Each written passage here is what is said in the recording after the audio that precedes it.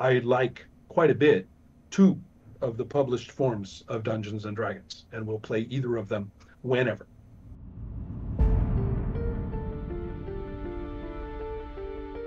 So, we are here today to talk about tabletop RPGs, of course, because RPGs are life and a very interesting thing to talk about.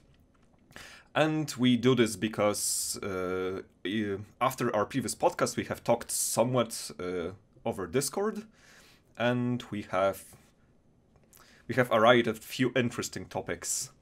So the question of the day, the question to begin this conversation is, why do people play games?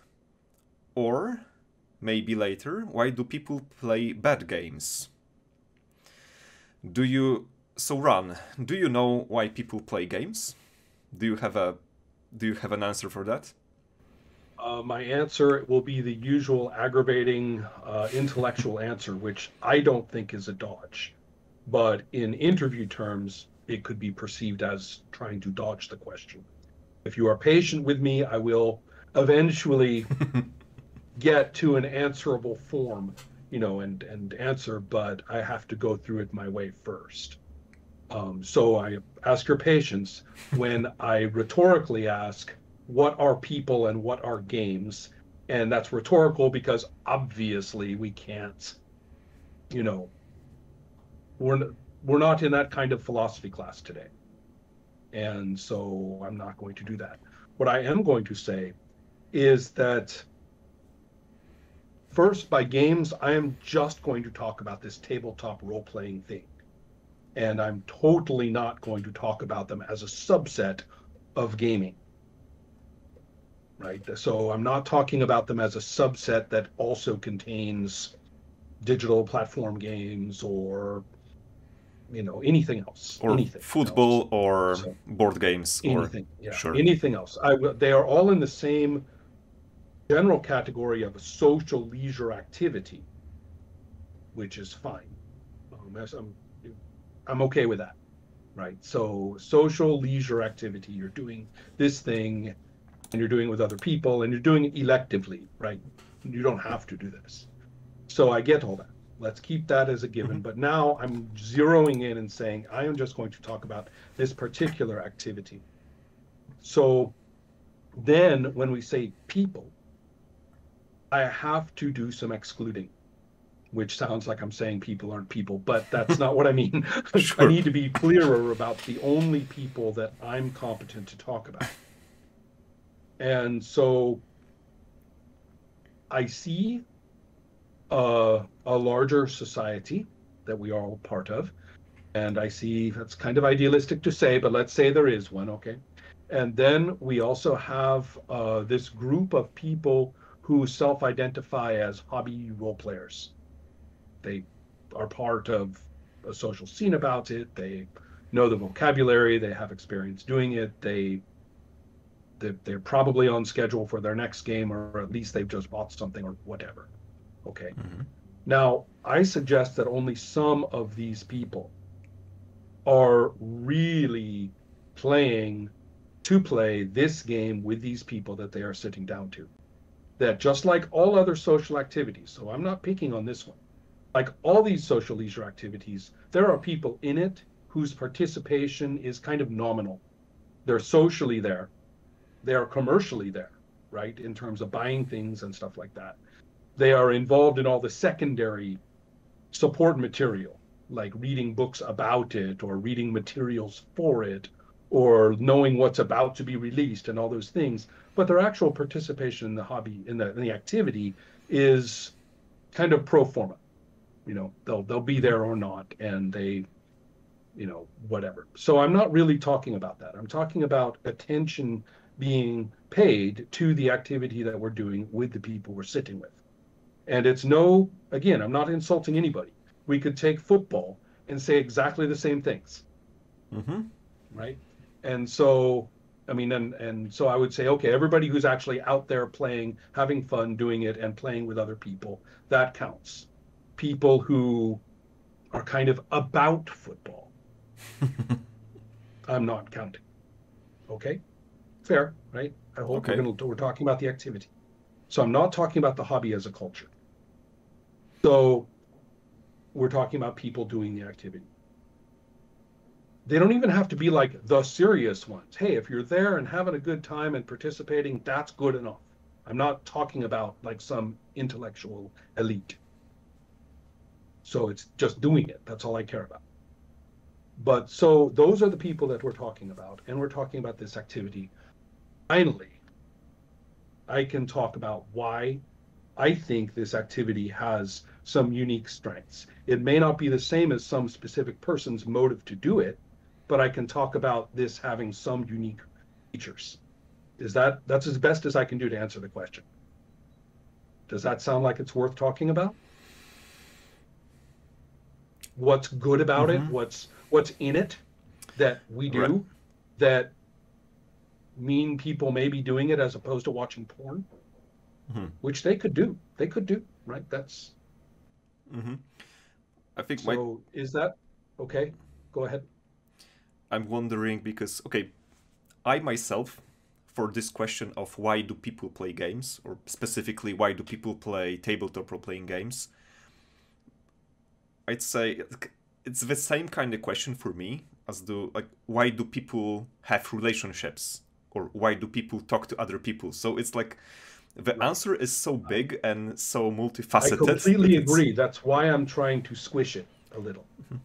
Yeah, I think you are absolutely right. I simply cannot answer the question in term because we are talking about a social leisure activity. People do these things, right? How hard is that?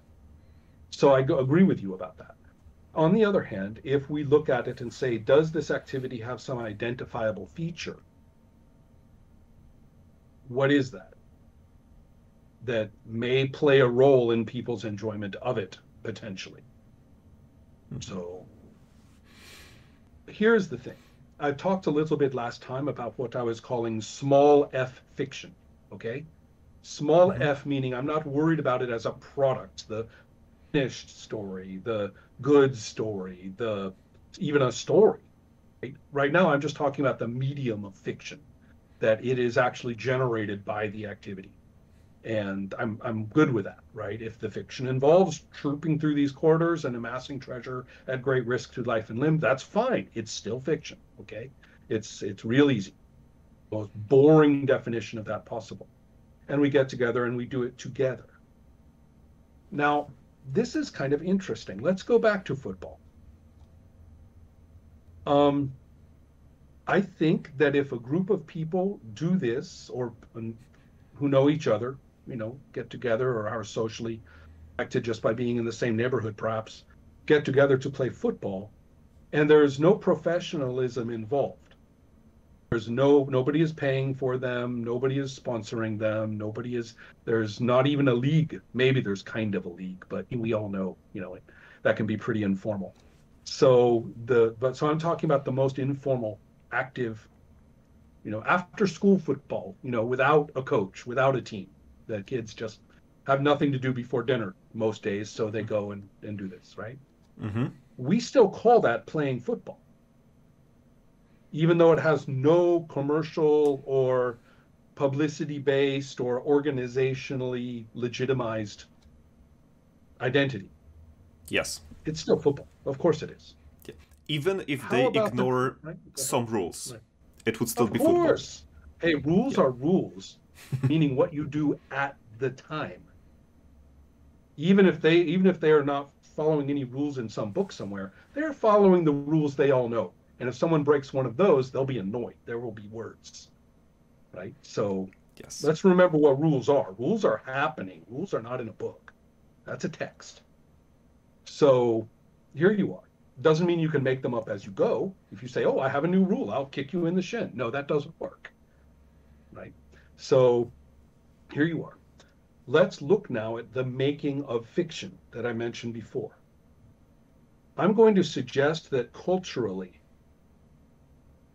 there is a weird line that we draw between the professionalized, commercial, product oriented activity of fiction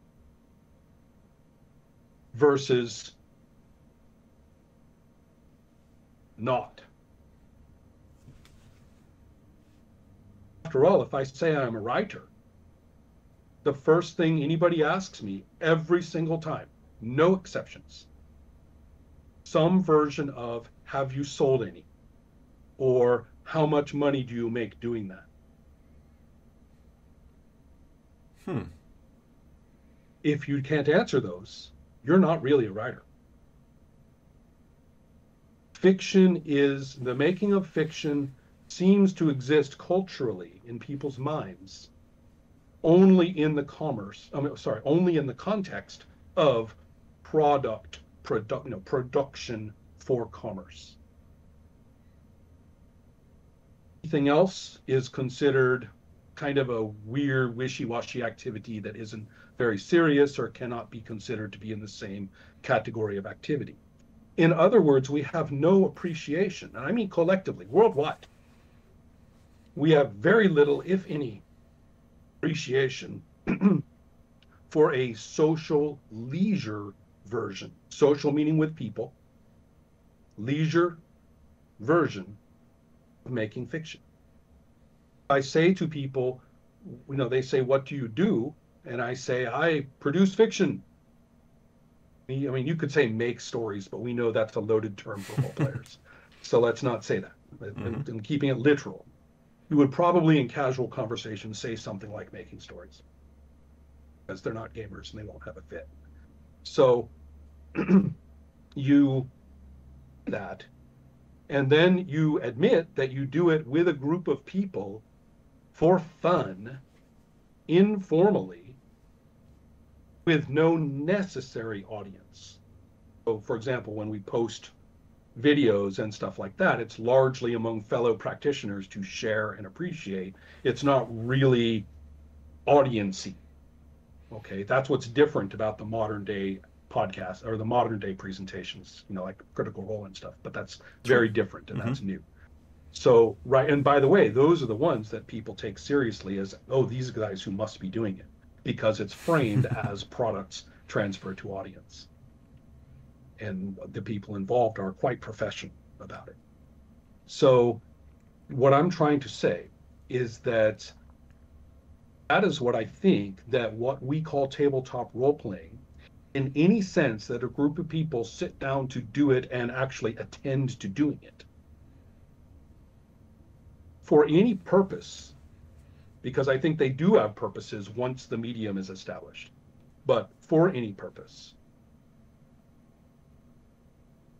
that's something you can't get anywhere else. That's something that you're not going to find in any other context. You're not going to find the opportunity of it, and you are not going to find a cultural awareness of it that you can step into and explain this is what you do, or even say, oh, I'm one of the people who do this. And that seems kind of strange. I would submit, I hope it's not controversial to say, that the production of fictional, content is something humans do, just like you say, getting into relationships, right? That's something they do. Just like coming up with sports. If you can inflate something bouncy, somebody's going to be making a sport out of it, any culture, anywhere, right? It's the same thing. So how come for every other thing I can think of, music, which is similar in this regard, sports, quilting, anything, we have a folk version of it, which we acknowledge is continuous with the professional version. We have fun leisure versions of all those things that nobody thinks isn't quilting, isn't football, isn't this, isn't that. But when it comes to making fiction, there is this horrible barrier. And you and I are engaged in an activity which violates this presumption, which completely says, you know what, we can do this together and we can enjoy ourselves with it. It's not a labor. I mean, it's not labor, right? We're not busting out a script. This isn't a script room. We're not, suffering over product. We are doing this because we're enjoying it. And part of the activity, just like people playing music together, especially just casually, And just like people playing football together, just casually, we're doing it with each other to have fun with each other. And the notion of creator and audience just doesn't really apply. Mm-hmm. I think that tabletop role playing has this quality. And so that's why I specified people in the hobby who attends to it and like doing it. Oh, and I forgot to mention another group of people, which I think is much bigger than we realize. People who don't identify with being part of any hobby. They are not gamers. They are not role players. They never heard of the role playing conventions. They have no idea who any of these people, Gary Gygax or, any Mm-hmm. name, Shadowrun or whatever. They don't know any of that stuff. But they are, for lack of a better word, curious. They've heard something, Mm-hmm. or they have an acquaintance, perhaps a romantic partner, somebody who's involved, and they may, or sooner or later, find themselves at a role playing table. And I am talking about the enormous fraction of the people in this situation who are really amazingly good at it. I mean, really good. Yes. Mm-hmm. So those are the people that I'm talking about. People in the hobby who want to do it, who want to do this. And people outside the hobby Mm-hmm. who also want to do this. Mm. And as we can see, require none of the elaborate explanations and training we seem to think they need, which they don't. Although I'm thinking about what you're saying, and so part of what you're saying is, if I understand correctly, is that we don't in culture in general, maybe worldwide, we don't accept such a thing as a amateur writer, as a thing. Like, Well, if we don't call it a writer. yes, yeah, writer Yeah. means always seems to mean professional writer, someone who gets money for it, who creates products that other people enjoy enough to give him money, even though they're not a relative or a friend. Right. Uh, Exactly. because that's why they give, because good point. that's what the money is for. Mhm. Basically, you don't pay people in your family because you are in a relationship with them. You pay people you don't know. I hear you going. Okay, so that's one thing. Also, I think because yes, games seem to be one of those things that's just natural for all human civilization, like farming and marriage. It just appears like Yeah, sports. I mean, especially the word game in the very broad yes, sense. in very Without broad getting all sense. academic about the details. Yes, I don't have the data, but I suppose like campfire storytelling also, I would guess, is something natural, like something that happens. Telling I tend to stories, agree about that too. Yeah. telling stories, like for sure, is also natural. Like all civilization do this. It Right, just but let's focus a little bit on this part, which I do think is probably true, but we have no data on it at all that I know of, which is Mhm. this notion not of the storyteller. And when I hear that term, I know what I think. We're at this campfire in a low-tech society, and the expert storyteller is enthralling the audience. That's not what we mean, is it? I mean, there may be a gray area there, but we are talking more about a situation where different people have different tasks to contribute, and everybody knows that those tasks are one another's responsibilities.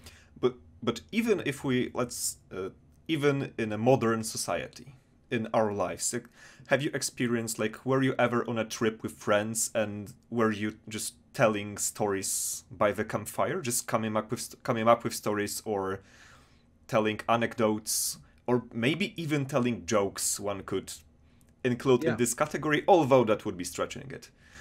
I, So I think that this is where things get kind of interesting, that you could imagine components of all of those things coming together to produce the activity that you and I are talking about. But in my experience, it typically doesn't. You may even learn things that become useful for the activity later, mhm. but it's not quite the same. And I'm not saying it has to be. So I think this is where the analogy with music actually makes a certain amount of sense. That although you can have very casual, fun, non-demanding music together and make it together, you can't do it by accident. You can't be telling jokes or making other noises or whatever and then sort of go, oh, music, right? You you have to kind of turn your attention socially to saying, oh, let's do this now. And Hmm. so I think that's kind of the transition into that is, again, it's not something that we're ever going to capture anthropologically, right, or archaeologically. It's very difficult to find where just hanging out and maybe the expert storyteller, or maybe we're talking about these people telling stories, trying to amuse each other with how ridiculous their stories can be, or something, anything like that. When does it turn into, or is that the process by which it turns into what you and I are talking about? By the way, if I my don't know, and I can't Mhm. answer that. I don't think it's very answerable. But I Mhm. do think that there is this kind of dedicated group leisure activity, very similar to saying, you know what, whatever else we thought we were doing, we are jamming with music now. Now we are doing that. And it Mhm. makes the most sense. I'm only going to really enjoy it if everybody here is also, we're listening to each other, Mhm. right? So that is what I am talking about as this activity. Whether it has ancient roots and can be identified in every human culture going all the way back, if we only looked properly, maybe. Maybe I doubt it. Wait, sorry. That's more likely than what I doubt. What I doubt is that it sprang into existence from nothing in 1974. That's what I'm saying, I doubt. Mhm. So, whatever degrees or pieces or, whether existed beforehand, I don't know. But again, I don't think it was invented out of nothing. And I completely agree with you that it's an extremely satisfying, identifiable human activity. I mean, in fact, from this perspective, I kind of want to go and be an anthropologist and archaeologist, and say it's got to be around here Yeah. somewhere, right? Have you seen ancient multi-sided dice? Oh yeah, oh yes, of course, right. Yeah, like I was Um, in a like museum of London, like the big museum in London, yeah. and there it was, like D20 from Oh ancient yeah. Rome. Hmm. We can I only know. guess. We can only, Exactly. I speculate. mean, the likely, since the instrumentation can be anything, the Yeah. likelihood that the polyhedra represent role playing as such is dubious. But I do know Yes, what you mean. actually, it's kind of Yeah. accidental that we use dice, but we could Right. use Right. anything and Right. maybe nothing at all, and it would still work. Right. Right. Yeah. So it's a very as long. Okay, we'll talk more about that in a moment. What you just said is important, but sorry, everything you say is important. Don't get me wrong. I'm not Sure. saying that was the only one. Okay, so with all this, I swear I'm trying to answer this question. And I think it's a fair thing to say that in the enjoyment of this activity as such, we can find a group appreciation for the fact that we're doing this. And to an extent, maybe unconsidered, maybe unreflective. But I think to an extent, we will observe the appreciation that we're really glad we did this instead of watching a movie with the same content, instead of anything else, any other story medium where it's delivered to us. We're glad we did this. And we're glad that we did it with each other. And this is where I'm going to just keep specifying. And Hmm. we're glad we used these particular procedures instead of some other procedures. Hmm. And I don't necessarily mean that a given group has one game that they will do. I mean, this time, Hmm. right? So, with that in mind, we're really talking about a lot of content here.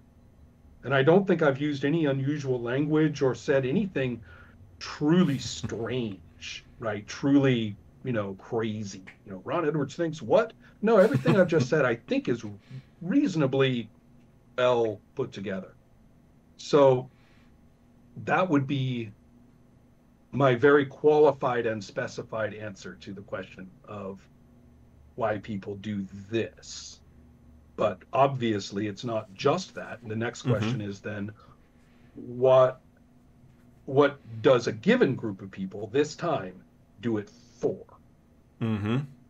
And that becomes, you know, its own question, right? Yeah. But first, we have to specify that we are talking about a functioning medium. We can't talk about what the medium, how am I going to put it? We can't talk about what it's for if they can't even get their shit together to know who's doing what at any particular moment of play, Mm-hmm. which can happen, right? You can see, I think, you can see groups or players or people in general whose interaction with role playing is best described as an ongoing kind of death struggle with the medium just so it can advance a little bit as they Mm-hmm. play, Yeah. which is unfortunate because it's very unfortunate. And I think that it's one of the reasons why I'm often very dismissive of the hobby insofar as there's very little available to anybody to help them be happier. Yes, because Right. I think as we are nearing the question of, well, maybe the answer to the question of why do people play games, or maybe how many different reasons are there to play games, and if we can, group them anyway, or is it just as many reasons as there are Well, let's people? say the reason to play is understandable collectively at this appreciation for the fact that we can do that thing I just Yeah, described. fair enough. But then we can talk, once you have that, the Yes. capacity to actually set the medium, then we ask a secondary question, which is for a given group and a given time and procedures and everything, Mm-hmm. what for? Yes. What for? And However, that's a good one, but it's down the road, right? yes. Yeah. But as we do this other question appears, which is like, why do people keep playing bad games? Which is they don't get what they want. There is a significant amount of frustration or bad emotions, or basically it's a negative experience every time or most of the time, and yet people still keep doing this because people usually don't keep watching bad movies. Like, if they didn't like this blockbuster movie 3 and blockbuster movie 4, they usually don't go watch blockbuster movie 5 and 6 and 7, So other than let's, for I've been ironic thinking, right? reasons, and Yeah, stuff like this. yeah, exactly, But people exactly. do keep playing bad role-playing games for years. Well, let's really. I've been thinking about this since you wrote it in Discord, and Mm-hmm. I do think that, and I'm sorry for this again, but I think I'm going to have to do some of that specifying again. Um, Go right ahead. you're the Maycheck makes personal note. Ron Edwards interview never again. But Nah, he nah, won't shut up about his contextualizing. Okay, nah. I'm so just. let me I try know that. people who Okay. are, natural. Um, the name is like lecturers. Oh, and also like listeners who listen to this podcast and know you expect this. So go right ahead. All right. Also, like, Here's I'm not saying like Yeah. it's a bad trait. I'm just kidding. I'm just. Okay. No, I understand. I will attempt to be brief. First of all, let's set aside any notion of bad games in terms of preferential judgment. Let's get rid of that. I really like what you just stated to define it.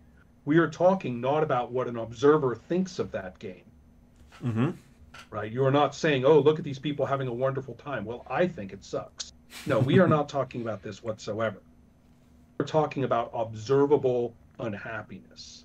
I mean, that in pure social primate terms, right? They look miserable. Yes. And I agree. I agree that this is something that we see.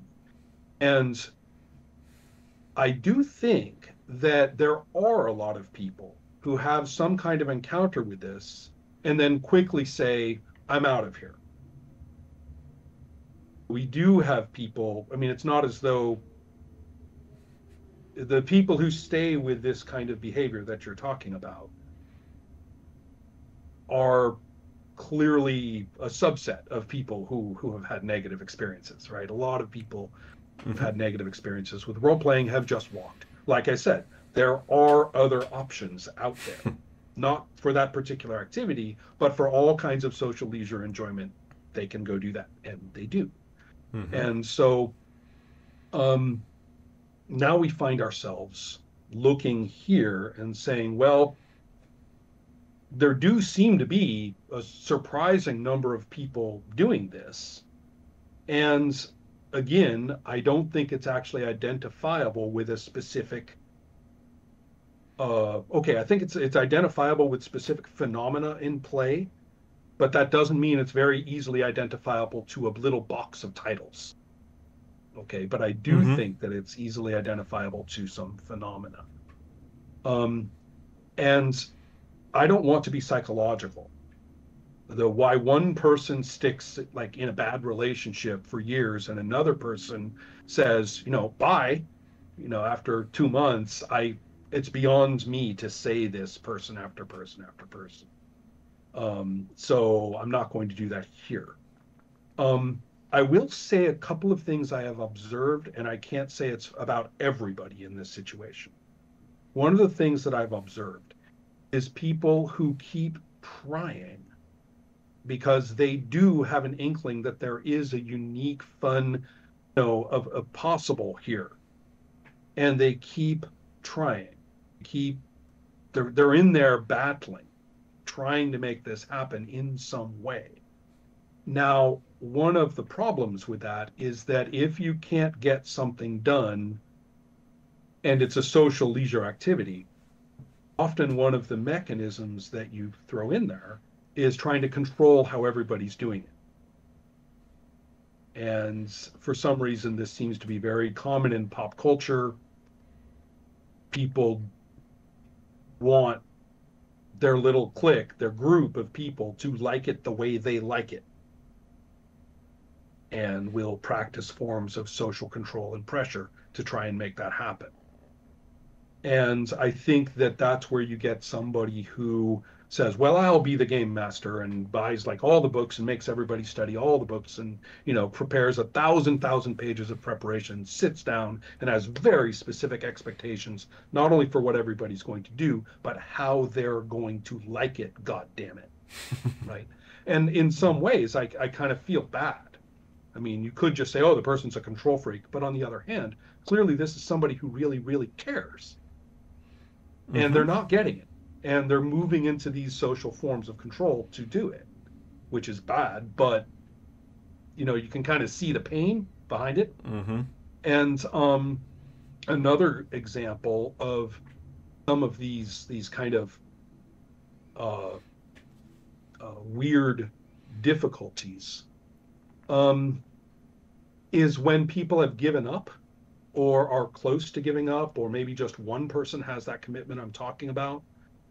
And instead of addressing this from an honest standpoint of, do I want to play? Am I with people who want to play?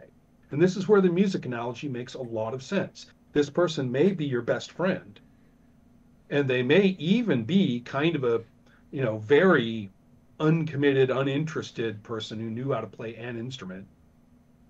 But Mm-hmm. if you want to play music with people, you can't let that friend, his best friendness, put him in your group.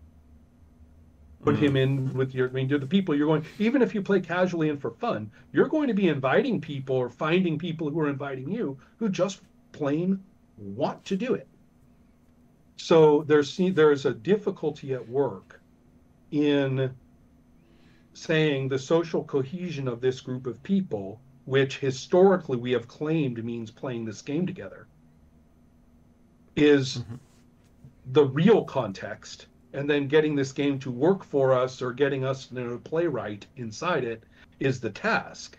And you're doomed under those circumstances. I mean, any musician will tell you, you play with the people who like playing with you this way. Hmm. That and you know what? You can even hate their guts in every other way, or disagree with them. I'm being a little extreme. Most of the time you don't have to, but you don't have to be anything else with them. They don't have to be as good a friend as this other person. Mm-hmm. They don't have to be uh anything except authentically appreciative of you playing with them. And that is a social breakthrough that if you can't make that leap, if you can't break that, then through no one's real fault, you're stuck in a role-playing group, which isn't a group. It's a group of people in the same room. Physically it's a group in that they are in the same room, but they aren't there for any reason of enjoying the medium together. Even if they all can enjoy the medium together with other people, they don't do well together, right? So, but if a person feels stuck in that because they are privileging this is the group as the first priority, well, then they're in a damaged situation that it would be easily identifiable as, give it up, buddy, for any other activity, any other social leisure activity. You stick yourself in that situation, anybody will say, you're saying, oh, what's the joke? Doctor, every time I drink my coffee, I get this terrible pain in my left eye, right? And the doctor says, take the fucking spoon out. It's like that. You're like, well, why do you keep doing that? Stop that. That's your problem. So those are two examples that I can give for this kind of commitment. Another one is, I'm sorry to say, the commerce, sunk cost. You put, 600 euro into the minimal necessities, as you were told, for playing this role-playing game. And you can even reinforce it with modern social media. You've unboxed it on your video, right? You're tweeted about it. You have a lot of sunk cost financially, socially. Maybe a game didn't cost you that much, but you have invested heavily socially in this. Maybe you've made promises to people, especially if you're not so sure, you're never really having as much fun as you want. This game will do it. This is the new one, right? And if you get sunk cost involved as well, any kind, emotional, social presence, money, we all know that's pretty hard to detach yourself from. Pretty hard to detach yourself from having done this. For us as Poles, this seems like this happens in the United States, specifically with D&D. Like more than, for example, like for many reasons in Poland, no system has ruled over the role-playing landscape for so long. Right. So there are like a couple of huge mainstream games, but in the United States specifically, it seems to be Dungeons and Dragons. Everyone, like 90% of people play D&D, and some people, like the one sentence that has, a shivers ran, down my spine when Matthew Colville said that he basically gave up trying to play other games than D&D. Well, I have, and this is clickbait if you want, just for you. There is a series at Adepts Play of my presentations about treating Dungeons and Dragons not as a social fun activity, a game, but as a folk religion. And that is guaranteed to set off alarm bells because of previous issues in the past. But I'm not talking about that at all. I'm talking about folk religion in almost the most positive sense of the term. In the sense that this is a human thing that people do. Yeah, because it seems like the question of whether what game should we play is never asked. We are playing D&D. That's it. That's out of the question. Now, and within D&D, what do we do? Right. So I agree with you that this is an interesting phenomenon, but it is a big one. And it is deeply, it's historical. It has contingent origins. One of the biggest issues with content of this kind is that the people who are heavily invested in it, they think it has this presence for intrinsic properties. It has qualities that make it the biggest in their mind, that make it the default in their Mm-hmm. mind. Whereas if you step back and look at what has actually happened, you will quickly identify the contingent factors that have resulted in these things, and nobody's going to want to listen to you about that. To them, that's Mm-hmm. an attack, Yes, and right? I mean, because it try it kind of with is. Jesus. Right? Yeah, it Well, to them, try it with Jesus sometimes, see where it gets you, right? yeah Same because kind of thing. with Dungeons and Dragons, like other than people not spending their time efficiently and actually, putting themselves into the situations where they experience bad emotions and experience frustration, but also like after, like this is true for any change people do, like as and especially stopping doing mistakes. If you've been Right, doing them for right. 20 years, then Well, to there. accept, to open yourself to change, you have to accept that you have basically wasted 20 years of your life doing this mistake. And Right. Well, all of this is true, but let's not identify Dungeons and Dragons itself as a mistake. First of all, yeah, because I'm not, as because, right. yeah. Yeah, I didn't think so. I just want to make sure of that Yes, because of the yes, fact yes, that we're yes. kind of blending the topics.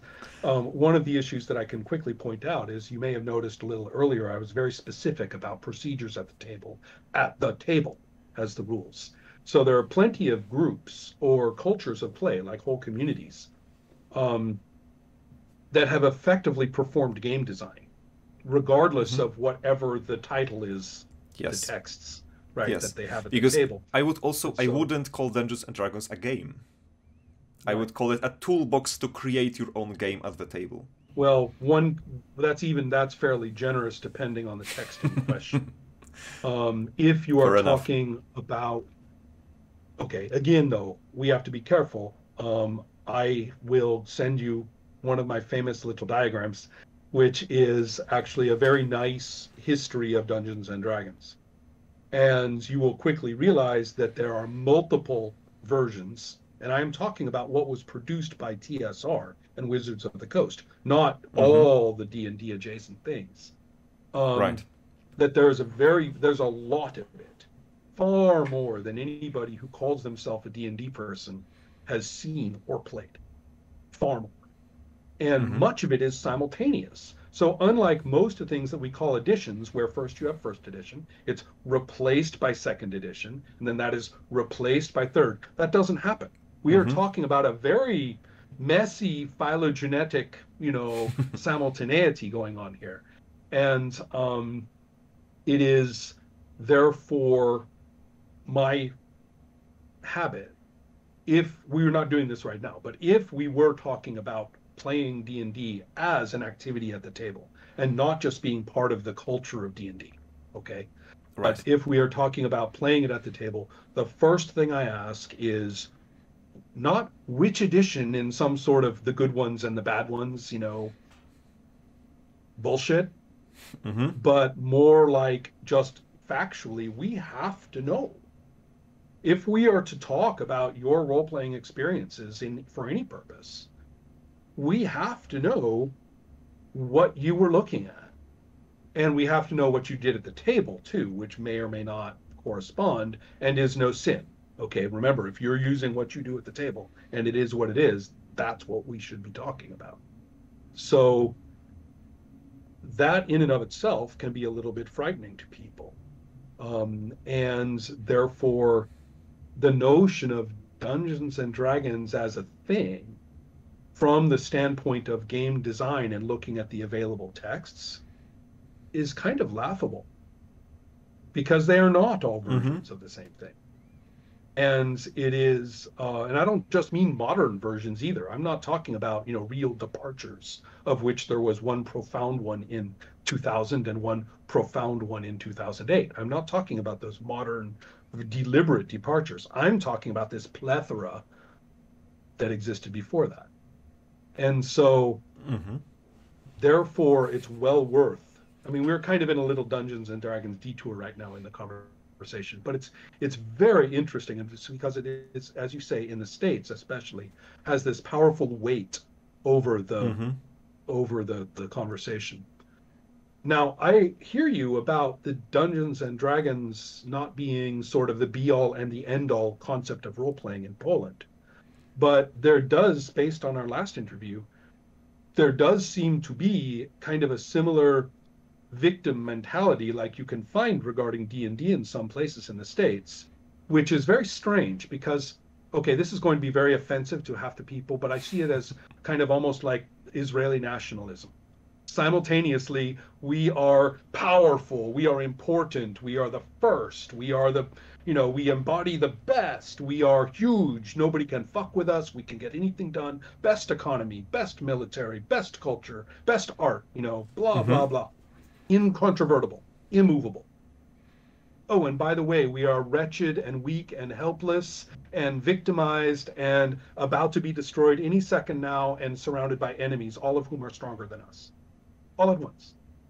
And you kind of get the same weird, completely incompatible notions that some people with D&D really have this feeling. They feel it's being attacked, it's going to be destroyed any second.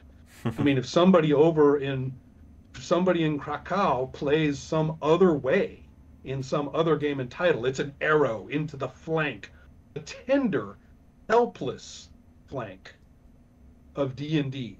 The angel has been wounded again, right? Suffering angel.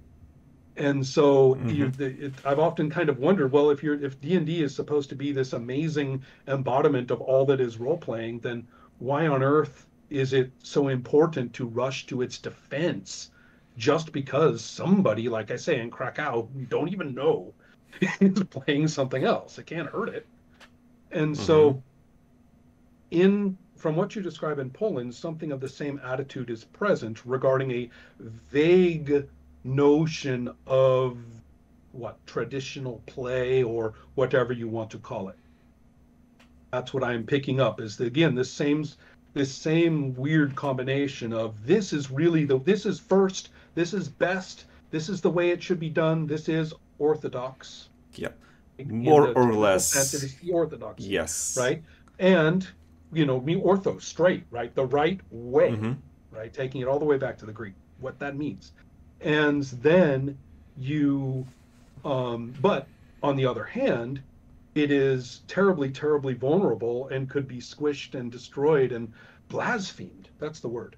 Mm-hmm. Blasphemed by these dreadful other, I don't even know what to call them. They can't even be human if they do this, right? I mean, it's awful. So there's this strange, I don't really want to spend too much more time on this, but that particular attitude is in no way, shape, or form anything to do with enjoying or not enjoying a game. Mm-hmm. That attitude can only be called small r religion as a subculture. Mm-hmm. It is so subcultural. I mean, we know that some sports will approach this, right? I mean, sports can be cultish. Yes. And this is so I'm not saying anything weird. I'm not saying they're Mm-hmm. different from other people are doing something unique. This is a behavior. It's more than just clickiness, more than just, belonging to the same club and being a little snotty about it. It hurts them. It hurts them to contemplate it. Mm-hmm. And so I guess that's what, four things that I mentioned about playing in games where we can actually look at the table and at least sometimes, because I mean, some of the people who feel this way about some of these games may be enjoying themselves at the table. So we can't include them. If they're enjoying themselves at the table, who Mm-hmm. cares if they're a little weird about it? They can be a little weird about it. Mm-hmm. Right. When all is said and done, I'm actually happy they're enjoying their game at the table. That's That's also like happier about that than anything. one of the more common defenses. If, for example, if I say that people play a bad game, by which I mean they spend their time inefficiently, or they want to do something but they fail 95% of the time. Yeah, and I will be blunt. We can look at them and in no uncertain terms see unhappiness. Yes. We see fights, we see friendships being broken, we see relationships, under pressure, we see tears, we see people who resent things for years, Right. resent them, for years among one another. And so I'm not talking, I mean, I am agreeing with you. We are talking about observable unhappiness. Although some people will go like full subjective defense, which is like if they want to do it, they do it, and you have no right to say whether it's good or bad for them. It's whether they like it or not is the ultimate, ultimate. They have the ultimate say on this. Well, all I have to say is a person saying this is projecting more, if not equally more than what you are saying, because we are talking not about, you see, maybe your phrasing of bad game might be getting you into trouble. It might be. Right? I mean, maybe if we just specify the real variable here, which is why do people make themselves miserable, observably miserable? Then another thing about that is that it might apply to a wider variety of game designs, because I can think of plenty of games in which I think I see the same things that would be categorized in a subculture differently. Mm-hmm. I mean, people who struggle their way through different, small press or, differently organized ways to play and things like that, and they just cannot get it together. But they stay, again, because they identify as indie role players, and these are all their friends, right? So we can admit, I mean, this isn't about picking on the traditional games. We're talking about a behavior that we might actually see more broadly if we look. So does that help a little about where I'm coming from with why people might be doing this? I think I've tried to answer as much as I can, as broadly, in all the different ways I can think of. Sure, I don't think of it in terms of like if it helps. Like we're having an interesting conversation. Like, is it interesting? Okay. Yes. Okay. It helps in this sense. Also, like usually, if in podcasts like this, I have to think about the topic like after the podcast for days, and then I will, come up, then I will know. But during it's just an interesting conversation. Now, I have observed, like, I have a theory, or maybe why people play, especially traditional games, like the mainstream games, Dungeons and Dragons, like Warhammer in Poland specifically, Call of Cthulhu, and other Shadowrun would be right in there. Yeah, other games that seem to be like whatever the game you're playing, the play sessions seem to be very similar in their structure and the way people play them.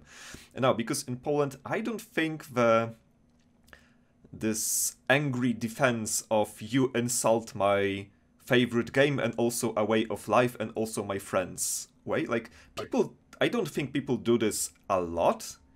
What I seem to like see more often is people being those, they play this benevolent teacher who like sees, oh, he's wrong, I will correct him. He thinks like my favorite game is bad. No, he just had a bad game master. I will explain to him how the game master should have run this game, and then actually that this game is perfect, you just need to do this and this and this.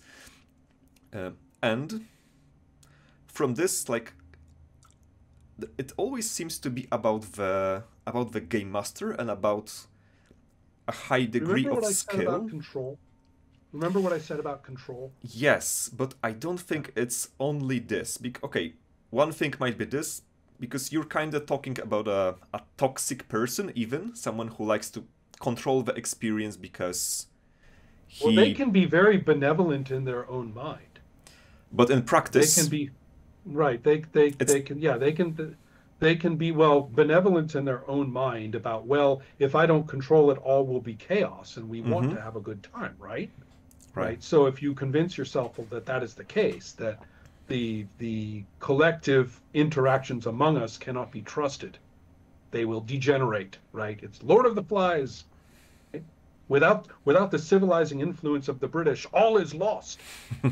So you have this kind of attitude, which in fact it is a very paternalistic 19th century British kind of attitude, in my opinion.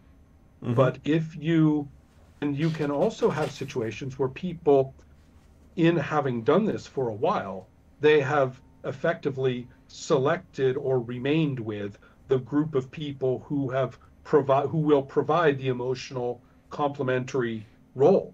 They will be submissive, they will be receptive, they will be appreciative, they will be, compliant. Yeah. And so that perhaps is not as toxic in the direct observable, Mm-hmm. unhappiness sense that you and I have talked about. But on the other hand, it's lost the medium I was talking about. It's lost the medium I was talking about and has converted the entire experience into basically being a less expensive form of watching a movie or playing a video game with the story written into the background or something like that. None of which is intrinsically a wrong thing to do, but it certainly isn't the same activity. I mean, you Mm-hmm. have just leaped an enormous chasm and you are over there with those activities. You are not in the activity where we all have our different instruments, Mm-hmm. right? You have one person has the instrument. I like to say it's like driving. I mean, granted, it's not a good analogy because you can't have a car with separate steering wheels. I get that. But if you think about the parent driving the car and the little kid in the back with the little plastic steering wheel, Right. going, right? That's kind of what these games are like. You and if you don't believe me, sit down at one of them and you try to put in your activity. I don't mean take over the backstory or anything. I mean Mm-hmm. stick with what the actual procedures permit you to do, but do anything that either surprises them or that they don't like or whatever, and you will swiftly find out how thoroughly your input is not appreciated. Yeah. Um, and so I agree with you. So in my opinion, that may not be as brutally toxic as we talked about, but on the other hand, I have no intention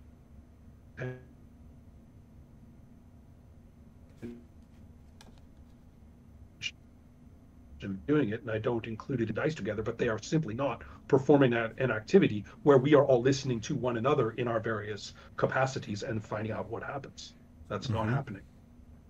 So, and this is quite interesting because I happen to like playing. I don't know if I mentioned this to you. I've been doing so many different interviews with people, Pavel and all sorts of people, that I'm beginning to kind of get confused about what I said to who.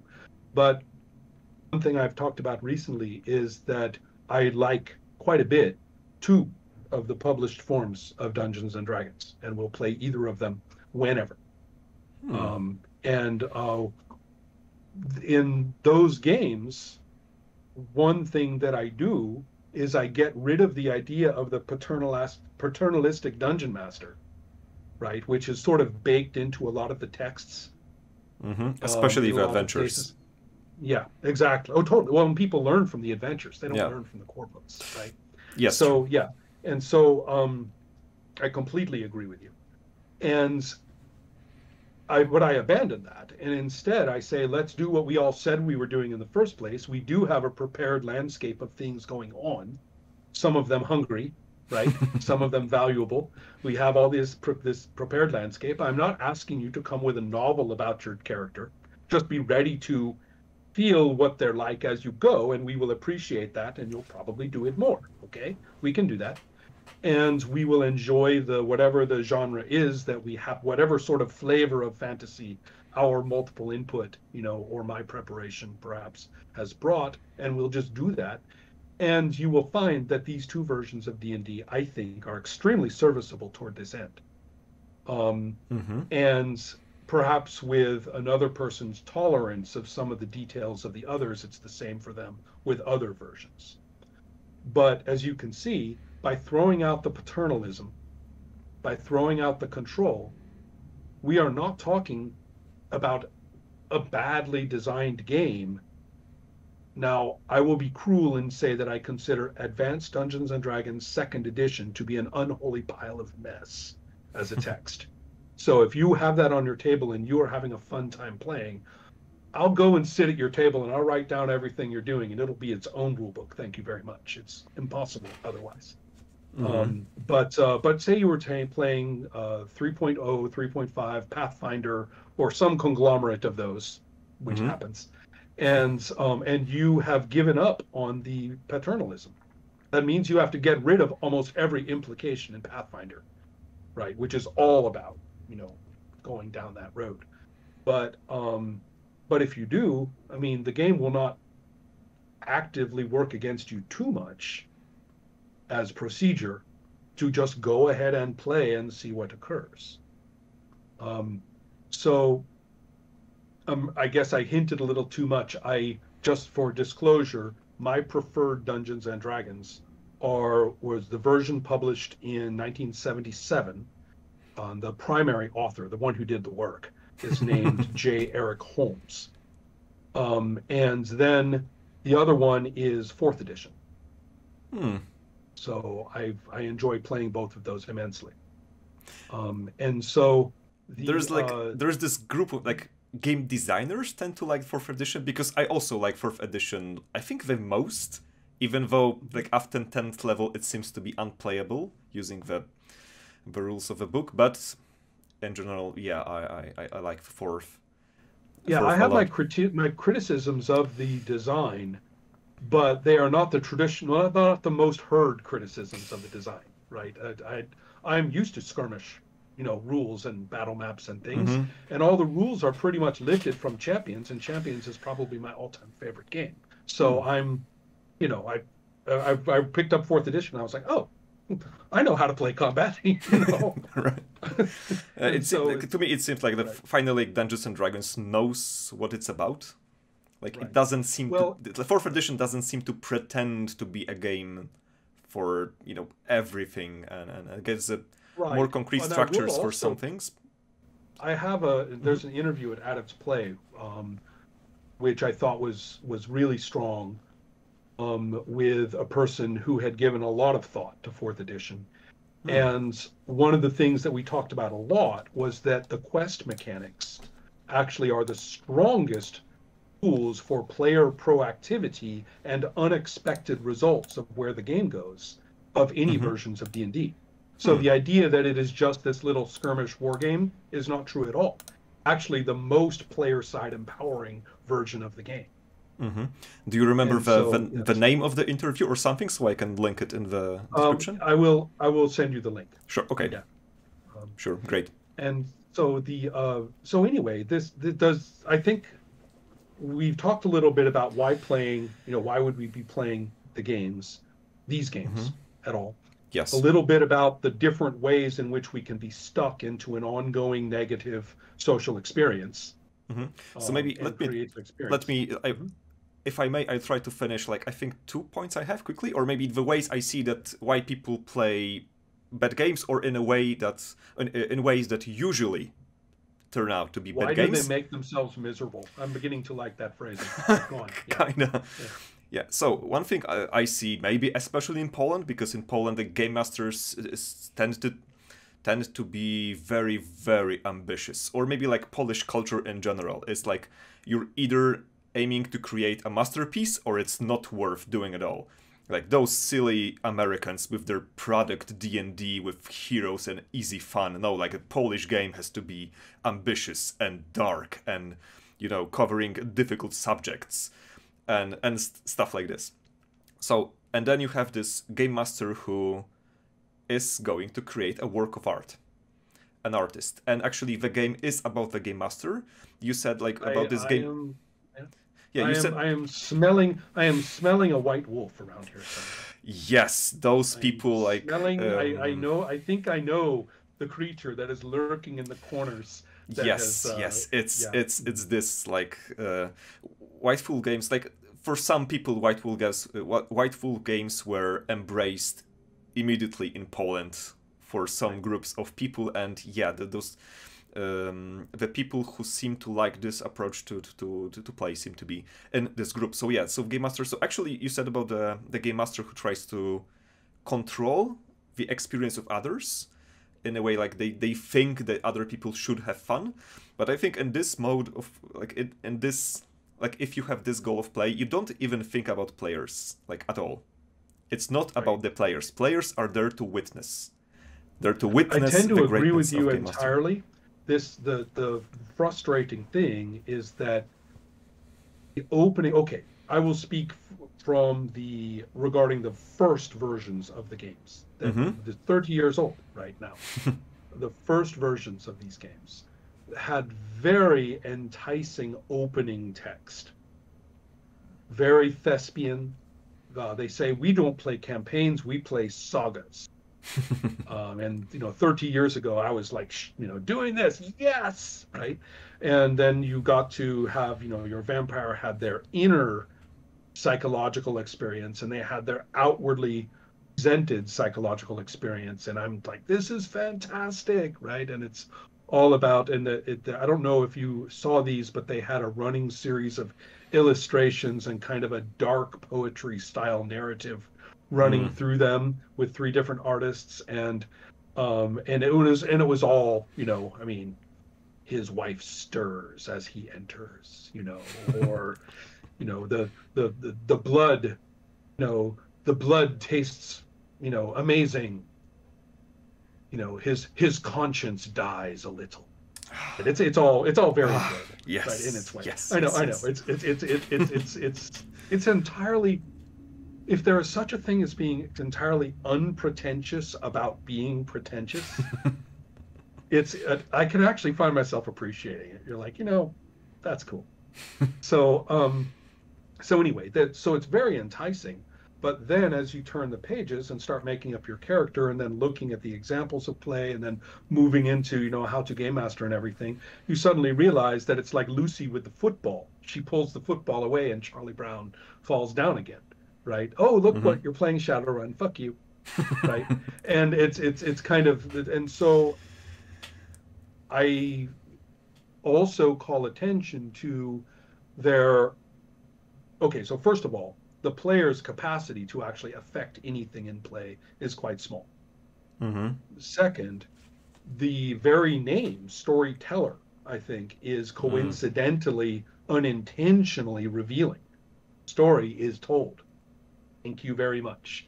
Mm-hmm. And so it is, so I completely agree with you about the aesthetic and the sense that, you buy this and you're like, oh, thank God, it'll finally work because I can make this work. I can do it, right?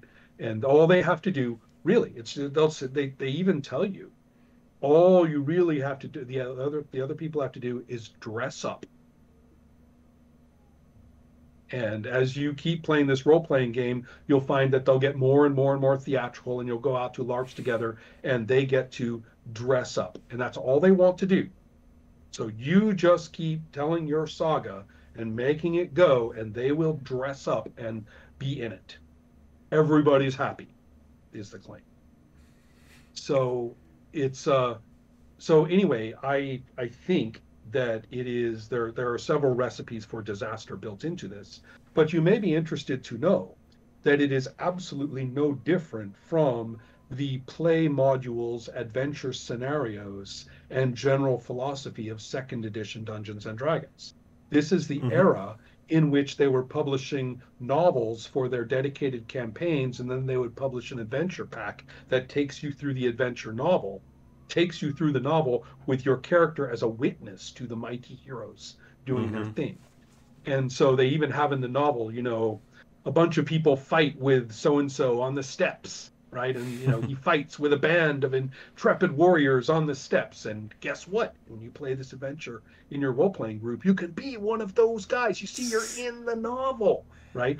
And this was huge. Mm. The TSR at the time put in an enormous amount of effort, enormous, particularly for Forgotten Realms, but also for all of its dedicated campaign packs like Dark Sun and Planescape and Spelljammer, Al-Qadim.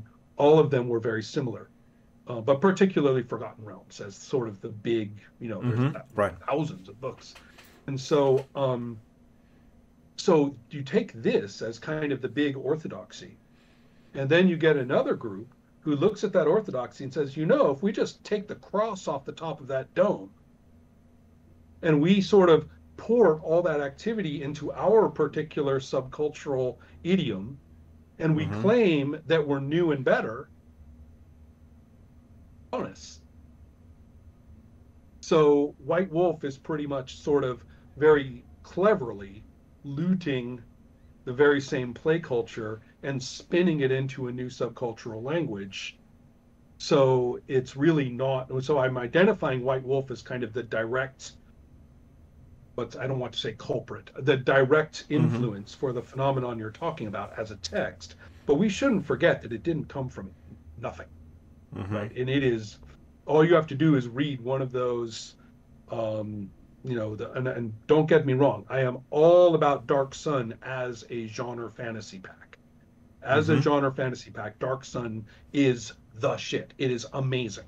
I mean, it's heavy metal. It's naked dudes fighting mutants in the desert, right? I am all about this stuff. It's is it apocalyptic, or is it apocalyptic science fiction, or is it fantasy? Who cares? Right? Right. Do it. It's Right? heavy And metal. so this is Yeah. yeah, exactly. It's fantastic. But as soon as you get into the published adventures, you might as well just go and die in a ditch. They're horrific. And so for just the reason we're talking about. So you come from, you look at that play culture, which is reinforced about everything by every product, every um, the dedicated role playing community of Dungeons and Dragons, the RPGA. All of this is about this. So what you're seeing is this is where that particular mode of play comes from. And so it is let's to kind of get to the meat, I think. Do you mind if I jump over, if I take a strong turn in the conversation, because we have Sure. only a little bit of time left, and I Mm-hmm. think I can Sure. at least say something strong about the GNS issue, right? Yeah. That Unless. follows from what we have been saying. Mm-hmm. Unless you'd like to appear on a podcast for the third time, like sometime in the future, I to would, talk specifically about GNS.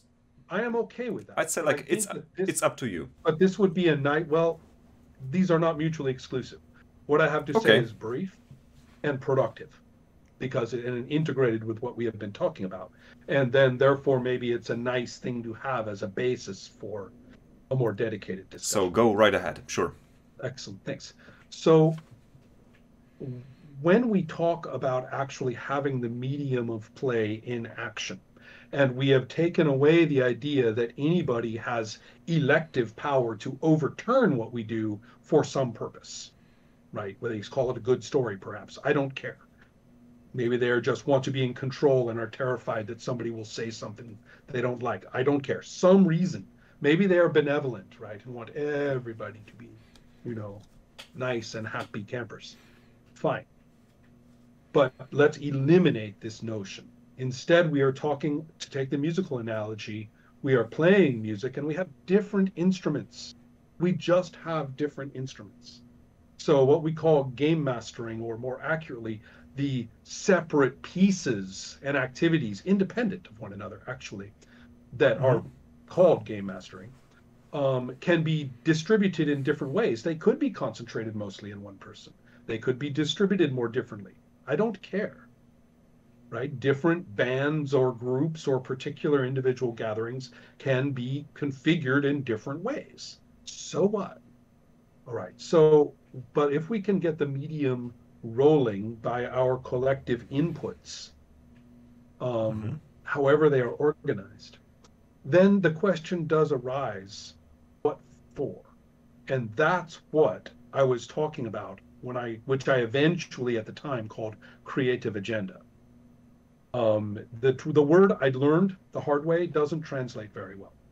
Agenda in most non-English languages is quite specific in terms of a planned Mm-hmm. procedure, like for a meeting. But Yes. I was using it in the more casual sense of the thing we do without knowing we care so much about it, but we're going to do it no matter what. Right? The thing, Mm-hmm. you can even use it in a positive way. You could say it negatively, like you just have an agenda, right? You have a secret, right, thing you Mm-hmm. want to get out of this. But there's a positive way, which is if a group of people are getting together with instruments in their hands, you can quite positively say that they have an agenda, right, to play Mm-hmm. a happy tune together or something, whatever it may be for this group. So that's the kind of thing I'm talking about. So if we are saying this, and recognizing that two people who struggle with the medium, we have left them far behind. They will never understand what we are talking about. They will always be looking for a technique. If I say this purpose, they won't hear anything about purpose. They will only be looking for a technique, like who makes up the backstory, one person or a bunch of people, or a technique like, is it using dice for probabilities, which have something to do with the fictional probabilities? Or do we have some weird thing like a bowl, right? And we pick a slip from the bowl and there's a word on it and I have to improvise off the word, whatever. Mm-hmm. It's very difficult to tell people in that situation that I don't care about that for purposes of talking of purpose. I am talking not about those techniques. I am talking about once we are using whatever techniques we have and are making it work with, now where are we getting with this as a created phenomenon? And when it's a created phenomenon, I'm not talking about the product looking backwards retroactively. I'm talking, although it's fun to reflect on, that's part of the enjoyment. But I'm not talking about it as a finished product. I'm talking about a phenomenon of experiencing it as we do it. So I can't talk to people who don't have that experience, who see it as a dream that only the great role players can do, who see it as an ideal that we will never reach, or who see it as, who've given up. They've just given up. Now they'll go to their role-playing game and they'll text a little and look up and say, oh, is it my turn? Oh, wait, who is that guy? Oh, okay, what, am I supposed to hit him? Okay, I roll. And then they go back to looking, texting or looking at whatever. So I'm not talking about that. I'm talking about our playing. And incontrovertibly, you can see us making that fiction, and you can tell that it wouldn't be the same unless we were using this particular system and unless we were the people who we are. So the system does matter because it will have properties, just like different musical instruments will have properties. So yes, system does matter in the context of we are making this medium together. So in that sense, then we say, what purposes might we have? I say there are two that I can identify, and these are incredibly broad. I am okay with every individualized spin you want to put on each of these, obviously. But bearing in mind that I'm talking about a collective purpose, then that we are expecting one another's feedback and interpretation and reincorporation of the material as we go, we can't be talking about hidden individual things that each of us harbors secretly. We have to be talking about something that is manifestly occurring and appreciated and part of what we do. And probably, do musicians have to remind each other that they're here to make music together? Do they have to remind each other? I mean, do people playing sports have to remind each other, oh, by the way, we're trying to win this game today? No. These are not the kinds of things that you have to negotiate, that you have to contract for, that you have to, have some sort of consensus building for it.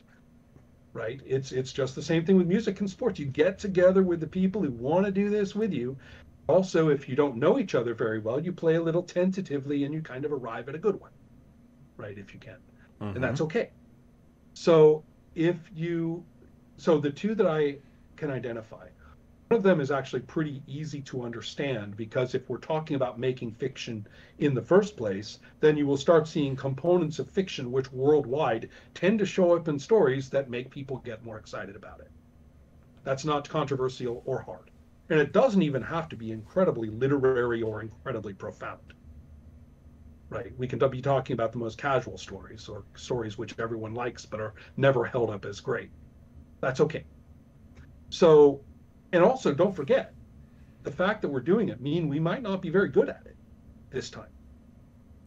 So the worst thing you could have is some sort of play experience which guarantees a good story. If it guarantees a good story, you just killed the medium. You just killed the activity.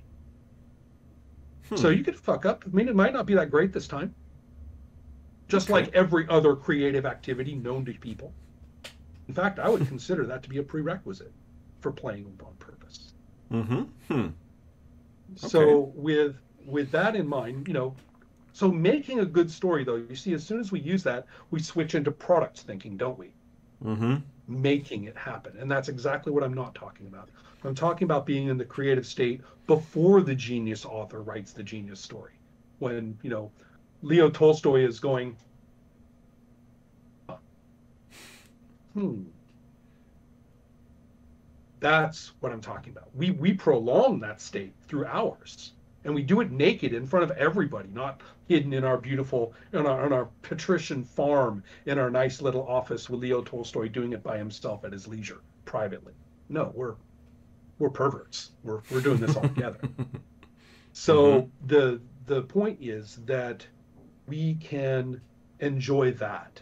That can be the purpose of play. That's one of them.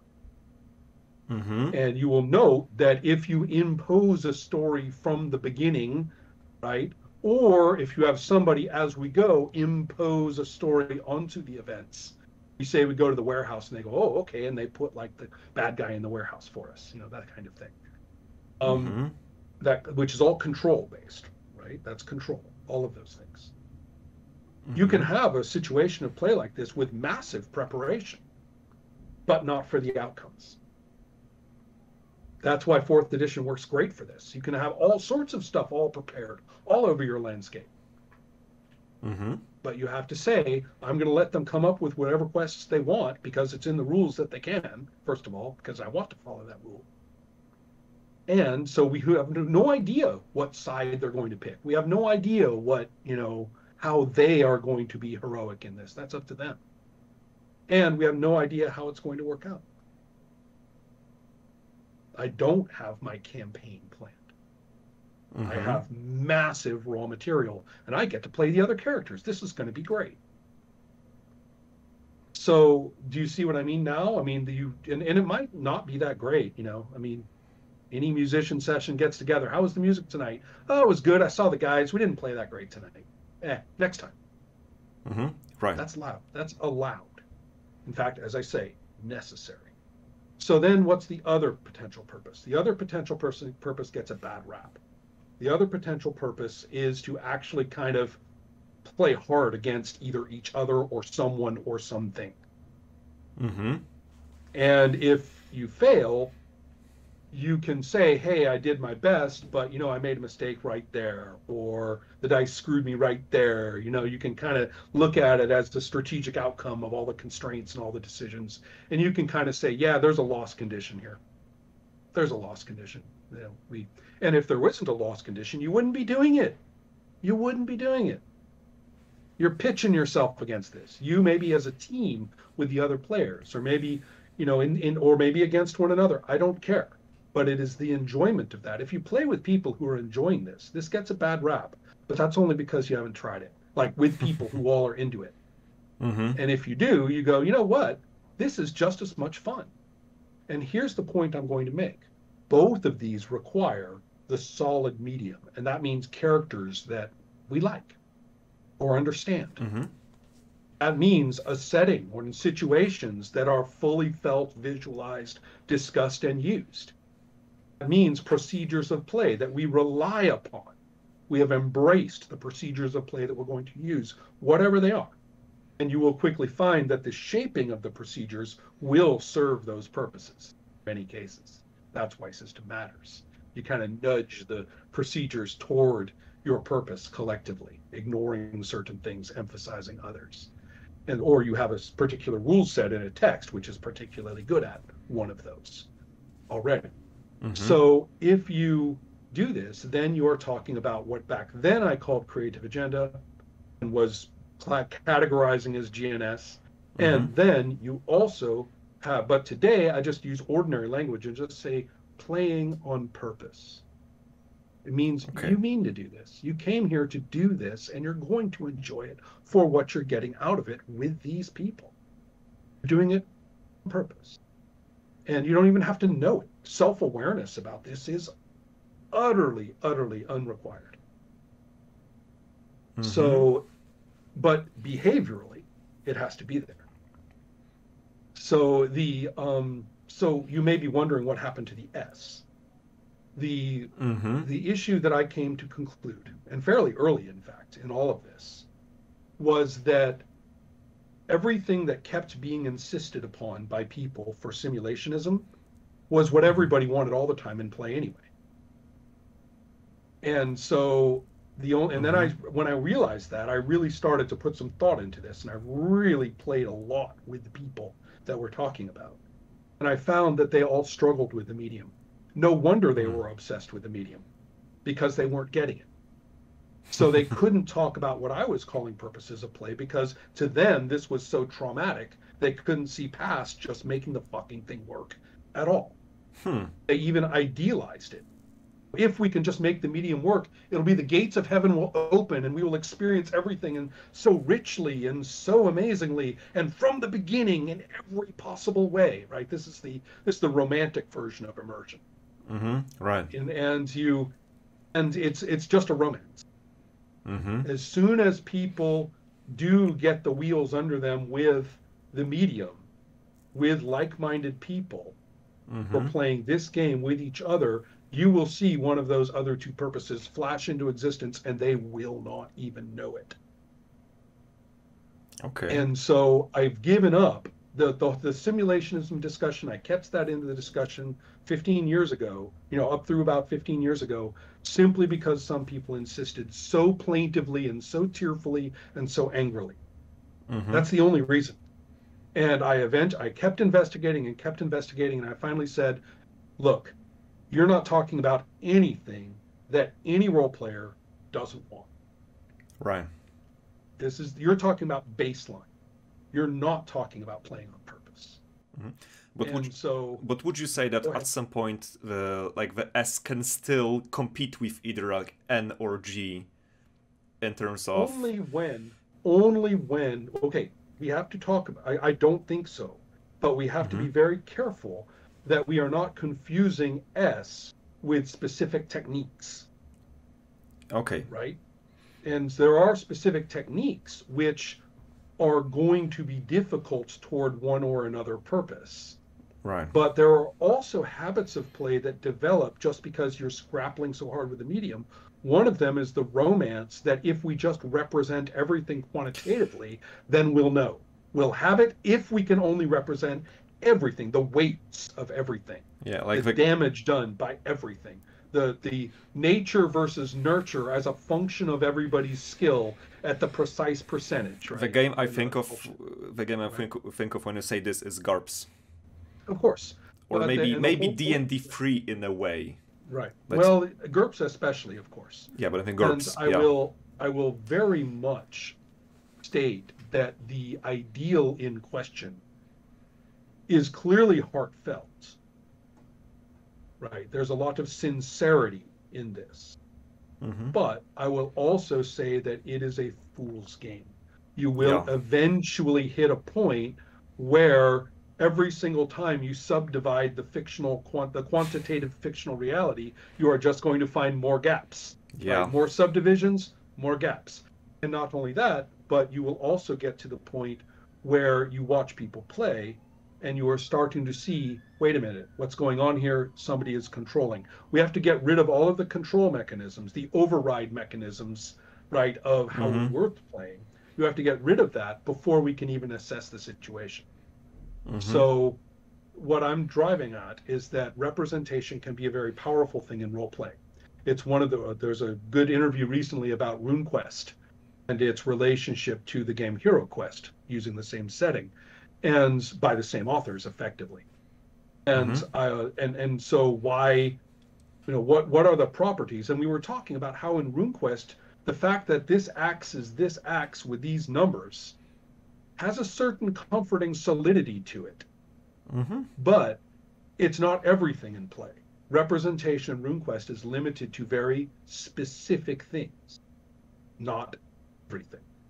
And so representation can be a very powerful piece of dealing with this. I talk about the power of numbers as a glue, a communicative glue in one of my classes and how great they are.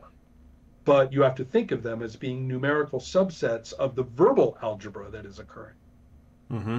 rather than the actual essence of the whole medium. And Right. so therefore, if you can kind of get away from the romance of representation, which I consider to be desperation, Mm-hmm. really, that produces it. If you get away from that and you get away from all these issues of control, because with all these numbers and things flying around and all this representation flying around, you will discover that the plot tends to come in by one person telling you how we get to the next scene, and they have total control over that. Right. And everybody else is just busy keeping track of their bonuses. Mm-hmm. So the point is you got to get away from that stuff, and then you again say what kind of purpose of play are we talking about? Do they even have one, Mm-hmm. or are they just suffering through the medium? Mm-hmm. After you have mentioned So it, go ahead. after you have mentioned it previously, I was thinking about it, and I believe something similar happens with movie reviews, especially with reviews of bad movies. Because I've seen this, like, a movie comes out and it's bad. And it's bad because it has structural problems. Like, it's bad writing, but what like some movie critics focus on are plot holes. They don't see the badly written characters. The Right, pace is off, or whatever in the right. movie If structure. you have plot holes, then you have problems that you should have addressed already. Yes, but like Right. people So you can't, focus on the yeah, plot holes, and like if only the plot holes were fixed, the movie would be then good. it would be fine. Right, Yeah, but right. No, no, no. no, no, That's a no, no, that's a no. second order problem. I see what you mean. Yeah, that's a second order problem. We got to go back and look at the Yeah, basics. and what you're saying This is about the simulation and this, it seems similar to me in a way. Like it's a smoke I think screen. that's a good It's not. analogy, Yeah. yeah. So in other words, I am all about the appreciation and love of the medium and its richness for us as we go. But I also will note that all fiction is very sneaky about which aspects of the fiction we are actually really looking at and which one we kind of just let fill in the gaps, right? And Mm-hmm. so and all fiction's quite sneaky about that, and role playing is no different. There's no reason that it has to be an absolute VR representation of every last little thing in it. Mm-hmm. In fact, as I say, that would defeat its own purpose of being an act that we actually perform, right? So therefore, I suggest, or I will tell you historically, Mm-hmm. that the construction of, and I'll tell you the history later, but in the next interview, I hope. But the way that I'm looking at it is we have the medium and we can organize its production lots of different ways. And then we have purpose of play for that group and that game at that time, which is very local phenomenon. Mm-hmm. Those are the two very general purposes that I have seen, and the only ones, which is not surprising. They're ordinary human behavior, Mm-hmm. right? They're not exotic. Mm-hmm. And then furthermore, that we can then recognize that for that group in the way that they are pursuing or enjoying that purpose, we will see that maybe the choice of text the text they've chosen and or their particular messing with it at the table, Mm-hmm. right? Either one, either or both, will you can see it serve the purpose. That's the system mattering. Right? And so, I mean, it's not hard to conceive. I mean, a given ball is specific to a given sport in many cases. Mm-hmm. And so, or a given instrument is very specific to a particular mode of music in many cases. Mm-hmm. Um, and so to find such specification in our instrumentation as we play is no surprise. I did not consider it controversial when I wrote about it in 1999. The idea that Mm-hmm. it would be controversial baffled me and still does. I thought talking about purpose of play, as I now call it, was going to be the easy part. Mm. I thought that would be the part that everybody would go, oh yeah, sure. Oh, that makes sense. I knew that. And then we would hop and get to talk about cool things like the instrumentation and point structures and rolling dice and probabilities, Yeah. which is the stuff I like. Mm-hmm. But no, everybody just hit that wall and has been screaming like babies ever since. Because I think I have a theory of what it is, and it's my second point about mainstream games. Why are they popular? I have found that people who object most strongly to indie games or to specific games, like games that are about a specific thing and have chosen a more narrow range of stories they want to tell. Like, people don't want to lose potential. They are willing to play a game that has 5% success rate in terms of good play sessions. They don't want to lower the ceiling for even like 1%.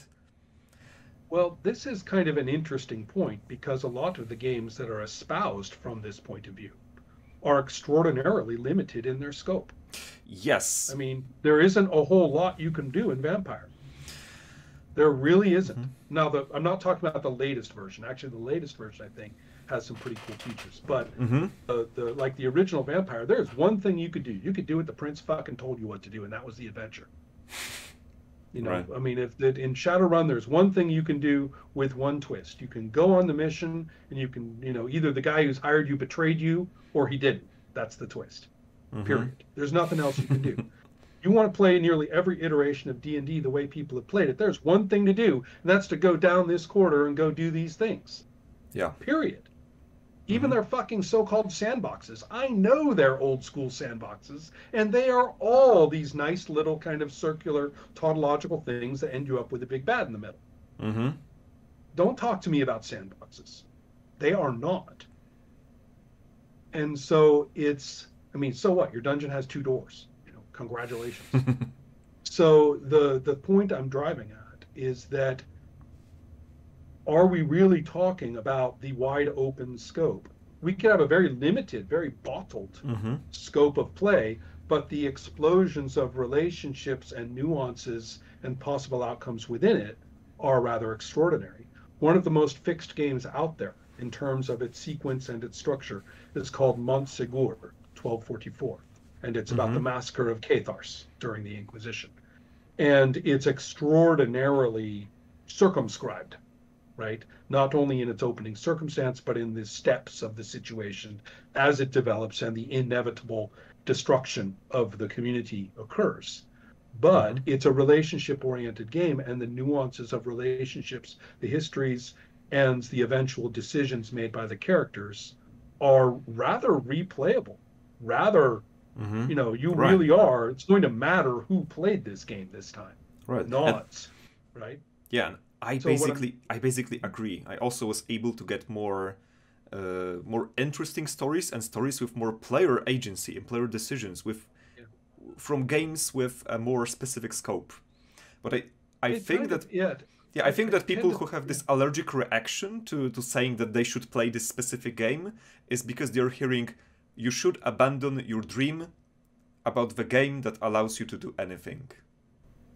Well, yes, and that is one of the things that people claim. Bear in mind that Dungeons and Dragons was not the first game to make that claim. The first game that made that claim was, in fact, GURPS in 1986. And I was in the target market. I was 22 years old, and I was deeply, deeply excited about a game that could play any genre. And I think I also fall in love with GURPS around the same age, for the same reasons, basically. Right. And so I was very excited, and we tried very hard. We tried very hard. And I will tell you that you can play anything with GURPS as long as you recognize that you will lose what you were hoping for in playing GURPS instead.